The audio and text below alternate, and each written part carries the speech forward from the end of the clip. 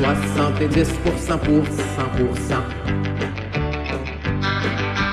70% pour 100%. Il y a déjà eu la face du Doc Mayou qui va jeter là-dessus.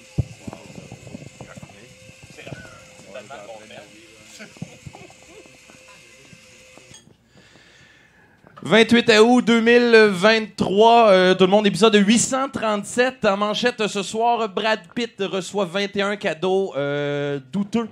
On a une équipe de bénévoles qui sont déçus et beaucoup plus. Vos chroniqueurs-chroniqueuses, on a Mathieu Boudreau, Florence Payette, Steve Bleu-Blanc, Éric Michaud et Juju Cyr. On a notre artiste visuel Pacou, notre house band Selim Izar. Et tel le pourcentage du gland sur le serpent. Bienvenue à 70%, tout le monde.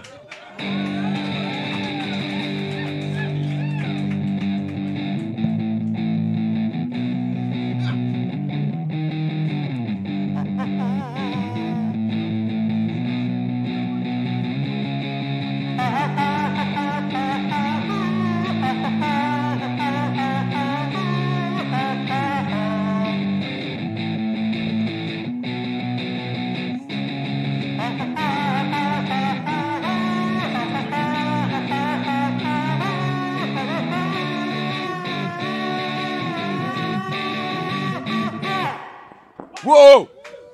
Wow. Wow! Wow. Merci Célim Wow. d'être avec nous pour ce 70%. On a une très belle soirée qui débute pour vous. Mon nom est Tommy Godette et on est avec Marc-Antoine Maher cette semaine. Allô? En remplacement de Bruno Corbin qui est... oui. Corbin qui rentrait d'Allemagne après être rentré des States. Puis là, il a comme pogné du COVID pour ces affaires-là. On prend pas de chance. C'est quand même lui le VJ ce soir. Il m'a envoyé son set de VJ. On va terminer aussi le mois des gros bras à thématique Billy Blanks. On a eu beaucoup de plaisir. Hein? Les jambes ont botté. Les poitrines se sont dévêtues. Et ce soir, pour terminer ça en beauté, c'est l'excellent Tough and Deadly version française. Un film de 1995. C'est assez particulier parce qu'en 1995, Billy Blanks et Roddy Piper ont fait 2 films ensemble. Et il y en a un, dans un, c'est comme Billy Blanks qui est le flic qui ne fait que travailler à sa méthode et Roddy Piper qui est comme le criminel incompris. Puis là, les deux sont forcés de travailler ensemble dans un body movie. Est-ce que dans le deuxième? Et dans le deuxième, c'est l'inverse. C'est Billy Blanks qui veut venger sa sœur qui est affiliée au crime organisé et il se tag team avec Roddy Piper qui est un policier aux méthodes peu orthodoxes. Est-ce que À un Roddy Piper- moment donné, si je me souviens bien, dans le film de ce soir, il y a un de mes tropes préférés du cinéma et c'est le sergent de police, idéalement noir, avec une moustache, qui hurle et qui dit « Je veux votre arme et mon badge. » Et votre badge. Hein. À l'époque, c'était un petit peu notre joke. C'était les sergents de police se nourrissent de ça. Fait que quand il envoie un, il dit hey, « Je veux ton arme, je veux ton badge. » tout le temps pour pouvoir se nourrir. Là. Ils mangent leur bouche, c'est comme le tiroir de leur bureau. Là. Mais bon, on verra bien. Ça va terminer de belle façon. Mais avant, on a un 70%. Est-ce que Roddy Piper est en jupe? Non, il Non. a gardé ça pour le spectacle seulement familial. parfait. C'est ça, c'est ça. Non, ce soir, ça y va plus coup de pied d'en face. Là. Oui, Mais lui, il est pas très coup de pied d'en face. Mais Non. lui, Billy Blanks, il botte d'en face. Mais il fait pour les deux. Ça va y aller, ça va y aller. Sinon, ben écoutez, grosse semaine encore une fois. Moi, j'ai eu une réflexion tantôt et... admettons, là, tu te promènes dans la vie et tu rencontres une abeille dessinée en De même. cartoon Ouais. qui s'appelle Uchi puis que tu deviens son ami. Mettons. Mais mets tes affaires en ordre parce qu'il te reste à peu près 22 minutes à vivre. C'est pas Ok. mal la C'est tradition dans Uchi sans famille. Toi, c'est quoi qui s'est passé cette semaine? Cette semaine, j'ai été aidé dans un camp de vacances à Tremblant. Ouais. Et 23 minutes après mon arrivée, il y a un enfant qui a mis du laxatif liquide dans la gourde d'une des monitrices. Est-ce qu'on est rendu au stade où on peut rire ou c'est encore triste? Moi, j'ai explosé de rire. Quand je suis rentré dans le dit bureau, là, où la monitrice est en train D'agir. Ouais. De subir, en Tout ce fait. que je voyais, c'était des boîtes de baby wipes vides. Elle était rendue... Parce que l'incident s'est passé pas aux toilettes. Ouais, je comprends. Puis, souvent, t'es monitrice de camp de jour, t'es en short. Ouais. Ah, c'était magique. J'avais un walkie-talkie et j'ai entendu « Pouvez-vous m'aider? J'ai les mains pleines. » Et là... J'espère que tout est bien, qu'il s'est bien terminé pour l'instant. Oui. C'est quoi ton nom de camp de jour? Ça m'intéresse tout le temps, ça. Je change à chaque bâtisse, mais là, c'est à Tremblant, c'est pizza. Ben, pourquoi pas? Bof. Mais j'ai fait une...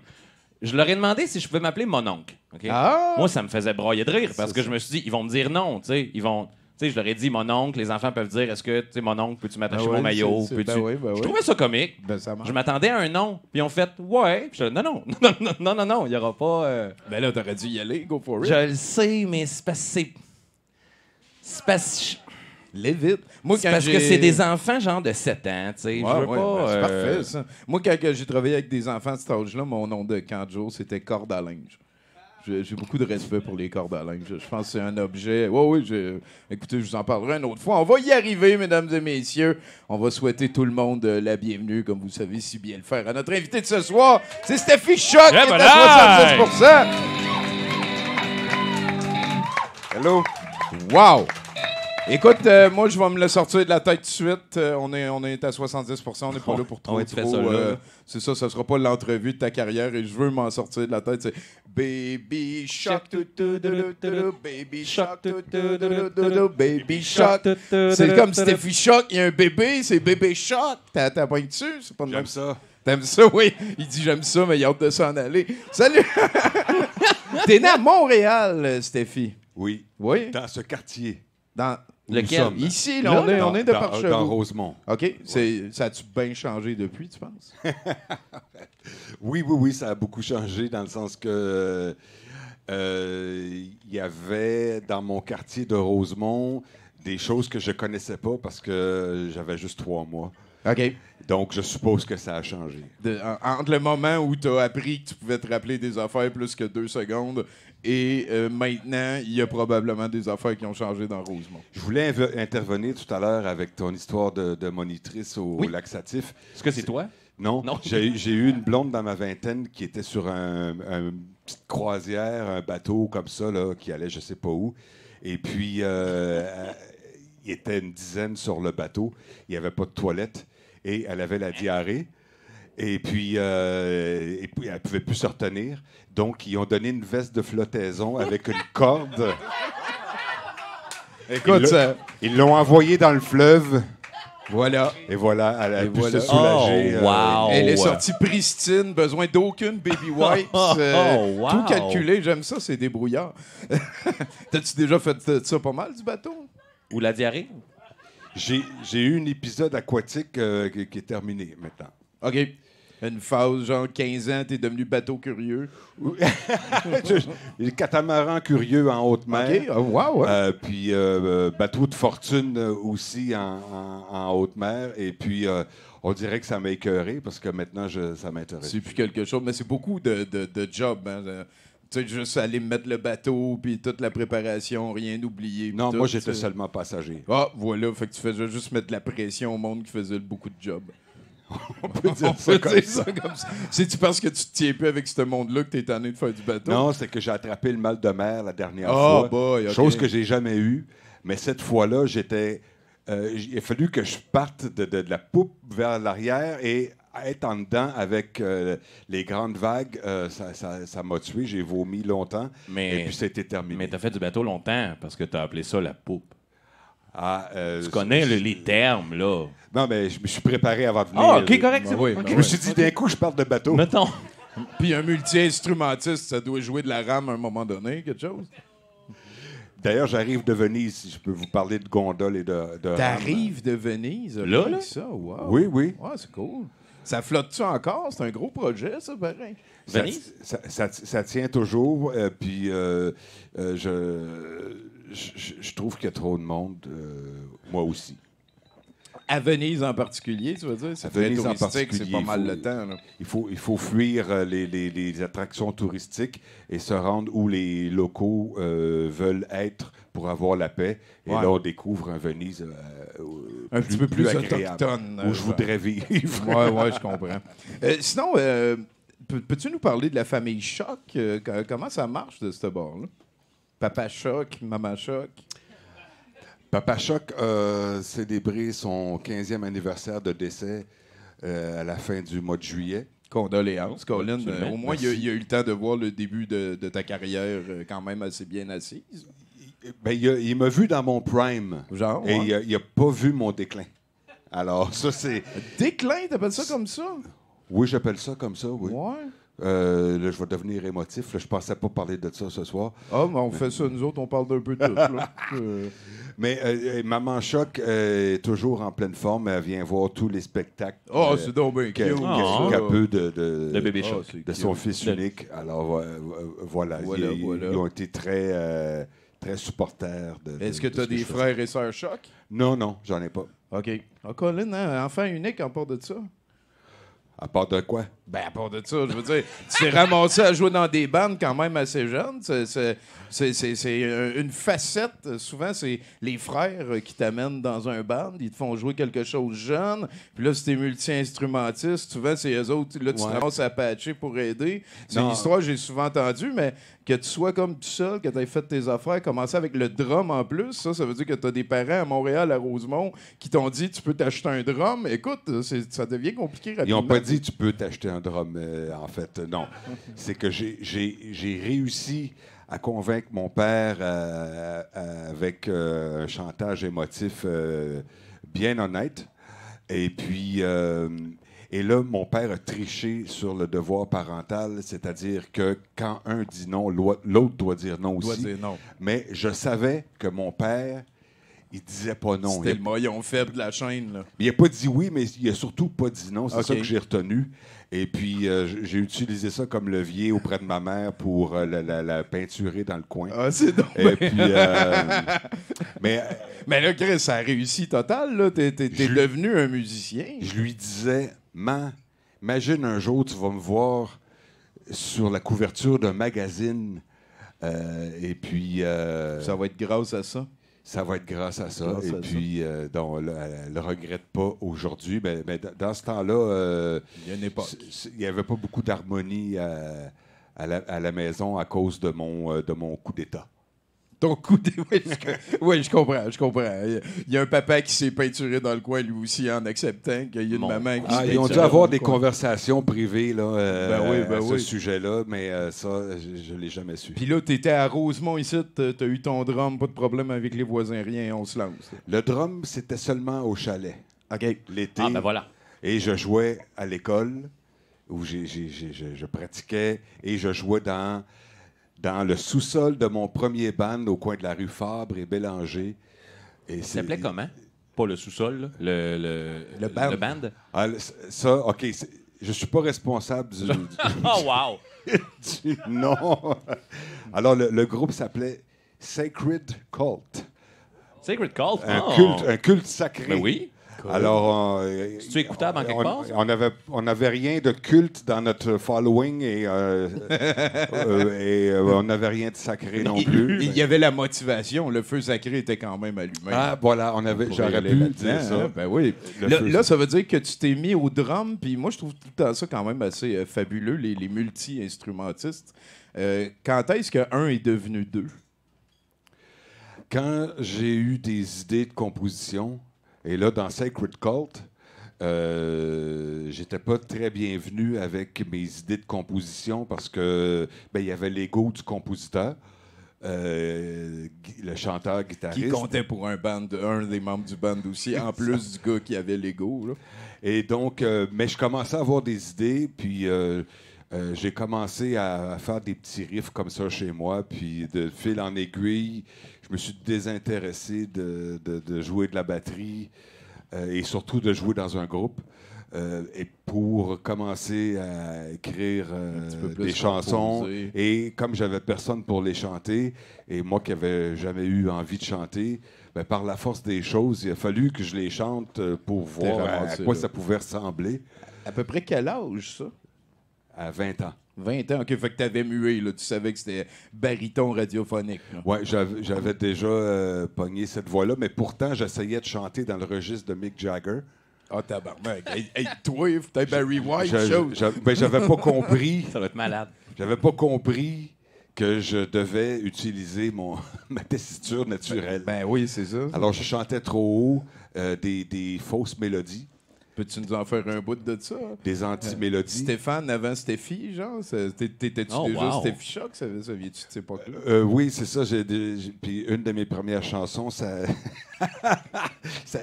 s'appelle Millionnaire. Et puis, et le refrain avait juste une note. Parce que j'avais aucune mélodie. Là, ça disait « Je suis millionnaire, gang, gang, gang, je suis millionnaire, je suis dans la misère. » Vraiment, ça, c'est mes débuts. Ça. Répétitif, un petit peu lancinant, là. Passer un message. Les mots changeaient, mais la mélodie, elle changeait pas parce que c'était seulement sur la note et la note tonique de l'accord de la chanson. Alors, ça allait pas plus loin que ça. On peut-tu trouver ça en quelque part? Non, à moins de... Oh, À moins de te soudoyer. Peut-être à la pointe d'un couteau chez moi. OK? Autrement, vous n'entendrez jamais ça. Ben écoute, fait que là, Steffi Choc, ça vient de où, ce nom-là? Ça vient de ta toune dans Alors, Millionnaire? dans Sacred Cult, on était 2 Stéphane. OK. Et puis, j'étais le 2e Stéphane. Le premier Stéphane était le fondateur du Mais là, groupe. c'est un scoop, ça? C'est la première fois qu'on en parle, là? Ou c'est Nous autres, oui, mais lui, je pense pas. Non, OK. Non, mais je veux juste m'assurer qu'on brise pas un mur. J'en ai pas parlé si souvent parce que ça m'a pas été posé comme question plus que ça. Mais donc, on avait déjà un Stéphane Guillemette à la tête du groupe. Et là, je suis le 2e Stéphane. Et puis, là, quand quelqu'un disait Steph ou Stéphane, forcément, on ne savait jamais à qui on s'adressait. Alors, Georges Guillemette, le frère de Stéphane, l'autre guitariste. Le grand frère de Stéphane. Le grand frère. On va dire, on va booker ça. Toi, t'es rendu Steffi. Il s'est mis à m'appeler Steffi, mais juste comme ça. Je sais pas si parce qu'il tripait sur Steffi Graf ou pour Steffi, on n'entend jamais ça à part Steffi Graf. Ouais, c'est vrai. Et des filles qui s'appellent Stéphanie qui sont devenues Steffi. Ça, mais dans ce temps-là, on n'en connaissait pas. Bref, ça a sorti comme ça, puis c'est devenu quelque chose de vraiment entre nous. Là. Ça sortait pas du cercle du groupe, puis je répandais pas ça. Je voulais pas que le monde... Comment ça t'appelait en nom de fille, là, ces années-là, à cet âge-là? Ça fait mal, en plus. Ben, d'ailleurs, la série sur laquelle je travaille, il y a un des monteurs qui me connaît pas du tout parce qu'il est français, puis ça fait pas tellement longtemps qu'il est arrivé au Québec. Jusqu'à la semaine dernière, il pensait que j'étais une fille parce qu'il voyait dans les communications. Faut donner à Steffi les montages pour telle date. Et puis, il a dit, OK, je lui donne ça quand elle le voudra. J'espère qu'il a entendu ta voix avant de te voir et puis de régler ça. La face qu'il a faite là. Écoute, merci beaucoup. Moi, je trouve ça tout le temps très intéressant de voir de où ça vient. Fait que t'as tout le temps comme pas mal su que t'étais pour devenir un musicien. T'es devenu curieux, tu t'es trouvé, tu t'es exprimé là-dedans. Y avait-tu un plan B aux études? Avais-tu comme quelque chose autour? Ouais, un plan B, un mauvais plan B. J'ai étudié en typographie. Et je trouve ça intéressant. Mais jamais j'aurais fait le métier. D'ailleurs, je l'ai fait pendant 6 jours. En fait, c'est pas vrai. J'ai étudié en typographie, mais j'ai eu un emploi dans une imprimerie de pelliculeurs. OK. Et j'ai détesté ça. Alors, j'ai quitté après 6 jours et suis jamais retourné dans une imprimerie parce que j'arrivais pas à suivre le rythme d'une industrie. Moi, j'avais appris le beat scolaire. Et puis là, dans une imprimerie avec un gros volume de travail, je fournissais pas comme pelliculeur. J'étais trop méticuleux parce qu'on n'a pas le choix d'être méticuleux. Il faut remettre des épreuves parfaites pour les presses. Et donc, si j'étais allé plus vite, j'aurais remis des épreuves qui n'auraient pas été parfaitement opaques et j'aurais perdu mon travail de toute façon. Alors, j'étais foutu. 6 jours d'introspection intense aussi à travailler. Là, ça veut dire c'est un plan de match qui change. Là, tu t'es dit, je me lance dans la musique, c'est ça que je vais faire. Et là, je savais que ça prendrait encore du temps pour avoir un potentiel éventuel succès parce que mes chansons, comme j'ai chanté tout à l'heure, on voit qu'il n'y avait pas d'avenir. J'en étais encore à ce stade. difficile avec toi-même. Oui, hein, mais oui. Non, mais les débuts sont les débuts. Effectivement. donc, t'es mieux d'être plus comme réaliste dur que... Et là, j'ai eu un éveil. Je me suis dit, pourquoi je ne deviens pas DJ? Et voilà, depuis l'âge de 24 ans, je suis devenu DJ. Je fais encore ça. Et ça me permettait d'avoir un travail, premièrement, qui permettait de me coucher tard puis de faire jouer de la musique au lieu de faire un travail pour lequel je n'étais pas vraiment qualifié ou pour lequel j'ai participé aussi à l'espèce de nightlife qu'à un moment donné tu voulais intégrer depuis le devant de la scène plus que du derrière. Là, ça ressemble un peu. Parce que, un petit peu à ça. OK, on comprend le personnage. Le maestro, le maître de cérémonie, tout ça se recoupe un peu. Est-ce que tu as des artistes musiciens préférés, des modèles comme du monde que tu essaies de ressembler? Tu as parlé de Mick Jagger tantôt. Il y a peut-être d'autres inspirations. Moi, je trouvais que tu ressemblais à Beck au début dans tes premières tunes. Du visage ou... Ouais, même voyons, c'est quoi le décor? Son album, le décor, il me semble qu'il y avait des touches de Beck un peu. Mais c'est juste musicalement? Oui. Oui. C'est-à-dire que moi, j'ai grandi... Oui, Mick Jagger, à 13 ans, par exemple, là, j'étais convaincu que je lui ressemblais beaucoup.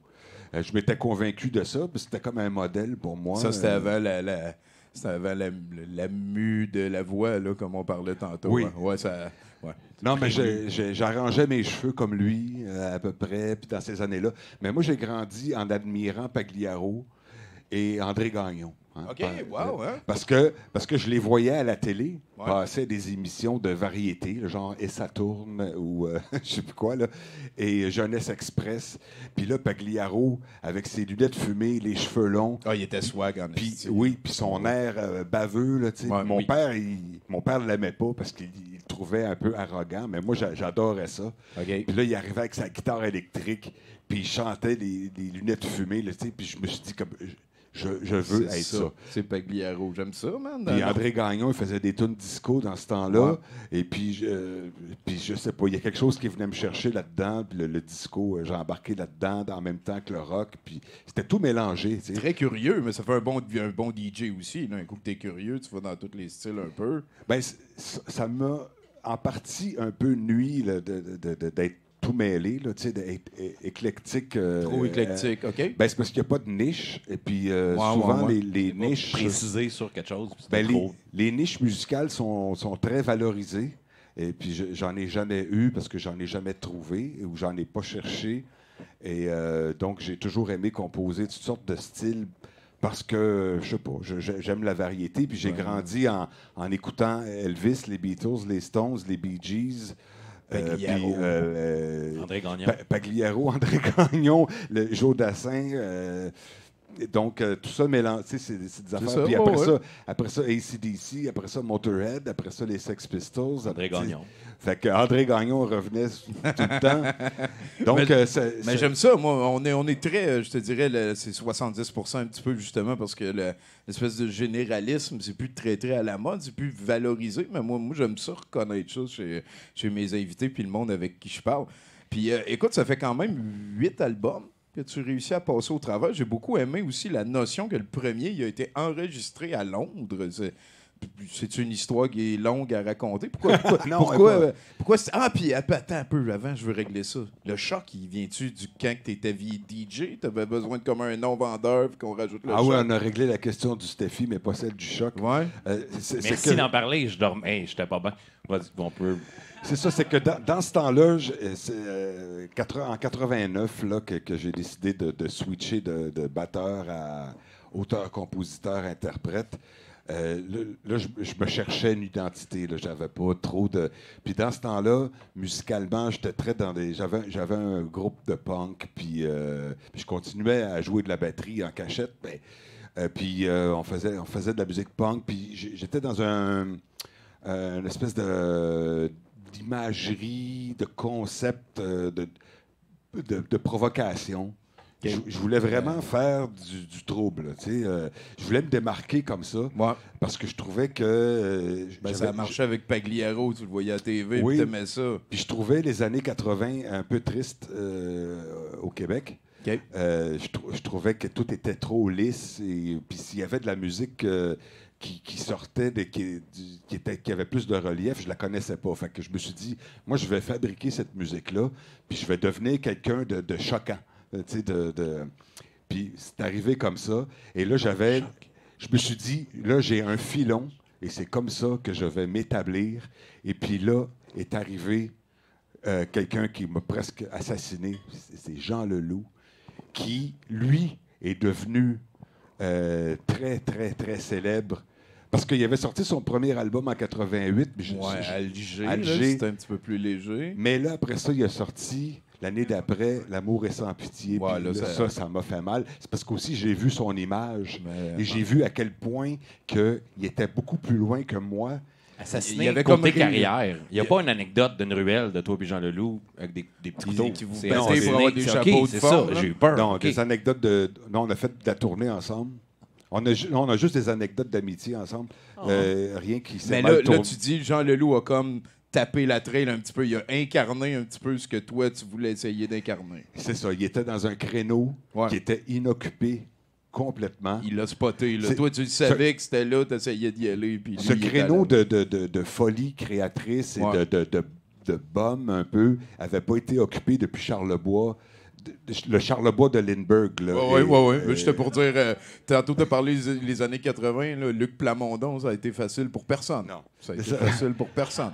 Donc, après le Charlebois de l'Hostie Show et ses albums, les 2-3 qu'il a fait dans ces années-là, il n'y a plus personne vraiment. Il y a eu des. Peut-être Plume, mais c'est plus chansonnier. Il n'y a personne qui a fait le mainstream en étant un petit peu le bad boy. Là.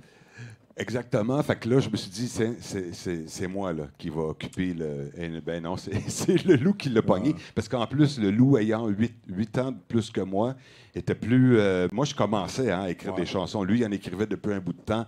Et aussi, c'est qu'il y avait plus d'expérience. Il avait fait Starmania. Il était déjà comme installé. Okay. Et sa pensée aussi était plus évoluée que la mienne dans cet art-là. Moi, je commençais, alors il m'a complètement... je veux dire, moi, j'étais pas connu, là. Il m'a pas éclipsé. Non. Puis il t'a pas volé une idée que tu lui as parlé un soir non plus. Non, il m'a rien... C'est juste que quand que lui est apparu, t'as fait « Ah, c'est là-dedans que je voulais m'en Là, aller. » je me suis dit, Chris, je suis fait. Parce que moi, je l'avais vu à Musique Plus. On avait fait une entrevue ensemble, je veux dire, un après l'autre, à Radio Centre-Ville. Et puis, je l'avais vu débarquer avec une chemise à franges, puis tout ça. Puis je le trouvais hot, tu sais. Puis là, je me suis regardé, je dis comme, ouais, je suis pas hot. Je pensais que j'étais hot, mais je suis pas hot. Fait que là, ça m'a fait mal. Ouais, t'es allé faire un peu de LSD puis t'es revenu. C'est plus fort, le Steffi. Sinon, pourquoi... Juste une petite question, je m'excuse. Ouais, OK. Tommy. Ouais, tu peux. Non, mais c'est parce que je veux dormir à soir. On Puis à sait date, d'où vient le choc, on n'est là. pas là. Ouais. Oui. Avant le choc, le nom de DJ, c'était quoi?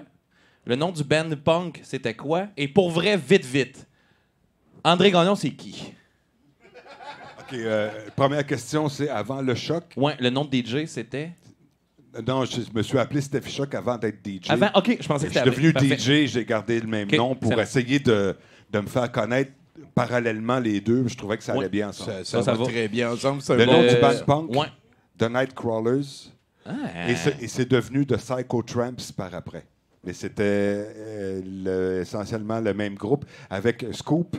Le guitariste-compositeur de ce groupe-là s'appelle Richard Labbé, qui écrit dans la presse depuis très longtemps, qui était critique musical au départ et qui maintenant fait la couverture du Canadien et du football, de la NFL. C'est weird la vie. hein. Alors, Richard est un très bon compositeur de chansons de glam. Puis Castor, punk, il parle de rock. trio du Canadien. C'est weird la vie. Voilà. Là, il y avait Valève, une autre là. question, André Gagnon. Qui est André Gagnon? Ouais. Tantôt, j'ai voulu là, jouer le... Oui, le gars disco, mais... Un pianiste québécois, compositeur qui a joué avec Diane Dufresne, qui a fait beaucoup d'albums solo de piano, autant de musique un peu comme néoclassique, disons, mais qui a eu sa période disco. Oui, Parfait. Bon, tu vois, à soir, je dors bien. Parfait. Ouais. Tu peux continuer. C'est- Le c'est- sommeil est réglé. C'est la bon. jonction souvent entre ma tante puis le neveu, André Gagnon, là, dans plusieurs parties. Moi, j'ai cet âge-là de pouvoir parler de choses vintage que j'ai connues pour vrai et de choses d'aujourd'hui parce que j'ai commencé à écouter la musique très, très, très jeune. Mon band préféré à 4 ans, c'était Led Zeppelin.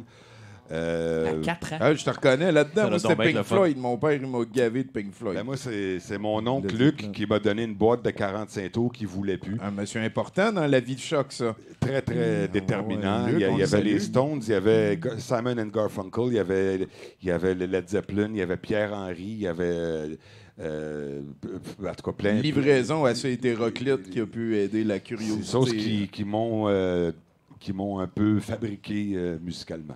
Là, on va parler de ton album à Londres, là, mais t'as pas l'air trop stressé dans la vie.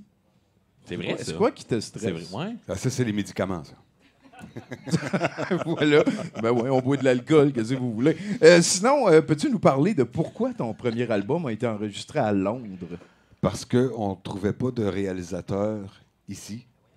Parce qu'en 98, là, quand on a commencé à planifier le premier album, comme je disais tantôt, il y avait eu des années tristes au Québec, puis il y avait de la musique qui se faisait, qui était très belle et tout ça. C'est pas ça la question. C'est que moi, je cherchais un son en particulier.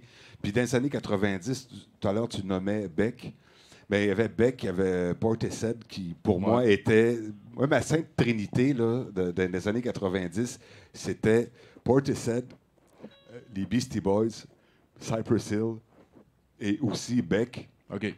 Donc, Je pense que c'est fair de mettre les Beastie Boys et Cypress Hill dans le même folder d'une Sainte Trinité. Je pense que c'est fair. mais je cherchais un son, bien que mes chansons n'étaient pas comme ces artistes-là, mais je cherchais un traitement sonore, surtout sur la batterie, qui avait cette modernité.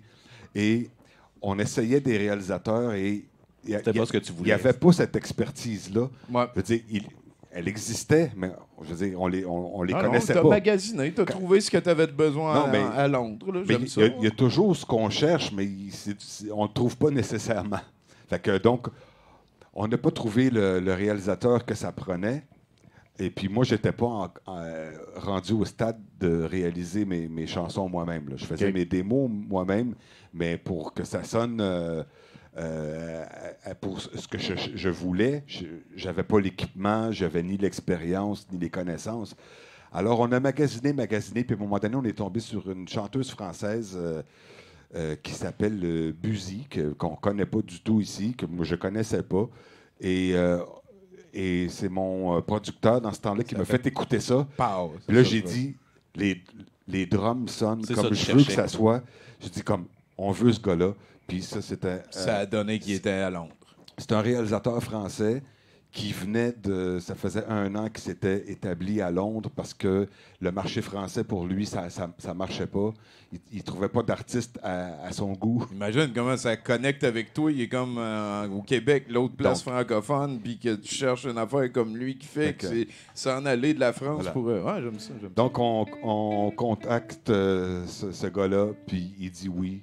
Et après ça, l'album se fait. Est-ce que ce son-là, tu le cherchais assez pour... Exemple, le réalisateur aurait été au Japon. Tu serais allé? Ben, je suppose que oui. Pourquoi pas? Je veux dire, pas oui. dire rien, C'est vrai, mais non. C'est Steffi Shock. T'es-tu capable de faire de la magie?